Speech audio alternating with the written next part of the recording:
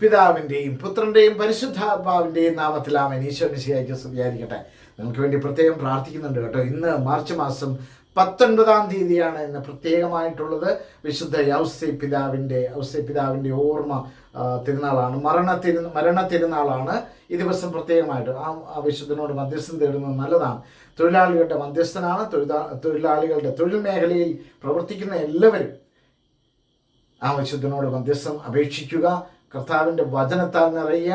കർത്താവിൻ്റെ പക്കൽ നിങ്ങൾക്ക് വേണ്ടി മധ്യസ്ഥം വഹിക്കുവാനായിട്ട് ഒരു വിശുദ്ധനുണ്ട്, വിശുദ്ധ ഔസേപ്പിതാവ്. നമുക്ക് പ്രത്യേകമായിട്ട് പ്രാർത്ഥിക്കാം. നമുക്ക് പ്രത്യേകമായിട്ട് വിശുദ്ധ ഔസേപ്പിതാവിനോട് മധ്യസ്ഥം അപേക്ഷിക്കാം. കർത്താവിൻ്റെ വചനത്താൽ നമുക്ക് നിറയാം. കർത്താവിൻ്റെ ഈ ദിവസങ്ങളിലൊക്കെ നാം പഠിച്ചുകൊണ്ടിരിക്കുന്നത് 130-ാം സങ്കീർത്തനമാണ്. 130-ാം സങ്കീർത്തനത്തിൻ്റെ കർത്താവെ, അഗാധത്തിൽ നിന്ന് ഞാൻ നിന്നെ വിളിച്ചപേക്ഷിക്കുന്നു എന്ന് തുടങ്ങുന്ന ആ വചനം, അതിൻ്റെ 6-ാമത്തെ വചനമാണ് നാം ഇന്ന് പഠിക്കുന്നത്. പ്രഭാതത്തിനു വേണ്ടി കാത്തിരിക്കുന്ന കാവൽക്കാരേക്കാൾ ആകാംക്ഷയോടെ ഞാൻ കർത്താവിനെ കാത്തിരിക്കുന്നു. അതാണ് വചനം. പ്രഭാതത്തിനു വേണ്ടി കാത്തിരിക്കുന്ന കാവൽക്കാരേക്കാൾ ആകാംക്ഷയോടെ ഞാൻ കർത്താവിനെ കാത്തിരിക്കുന്നു. My soul waits for the Lord more than those who watch for the morning. More than those who watch for the morning, I wait for my soul.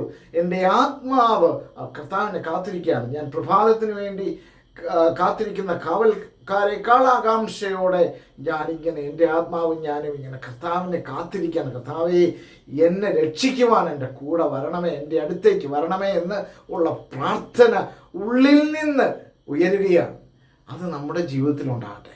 എന്നെ രക്ഷിക്കുവാൻ കർത്താവെ എൻ്റെ അടുത്തേക്കൊന്ന് വാ.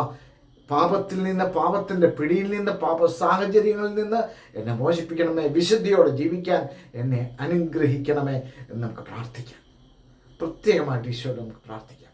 കർത്താവെ, വിശുദ്ധിയിൽ, ഈ നോമ്പ് കാലത്ത് വിശുദ്ധിയിൽ എന്നെ കാത്തു സൂക്ഷിക്കണമേ.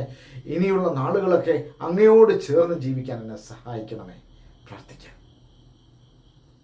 ഇത് കണ്ണുകളടച്ച് ഈശോയുടെ സ്നേഹത്തിൻ്റെ മുമ്പിൽ തലകുമ്പിട്ടുകൊണ്ട്, കർത്താവെ, അങ്ങയുടെ സ്നേഹത്താൽ എന്നെ നിറയ്ക്കണമേ എന്നാഗ്രഹിച്ച് പ്രാർത്ഥിക്കാം. ആമേൻ.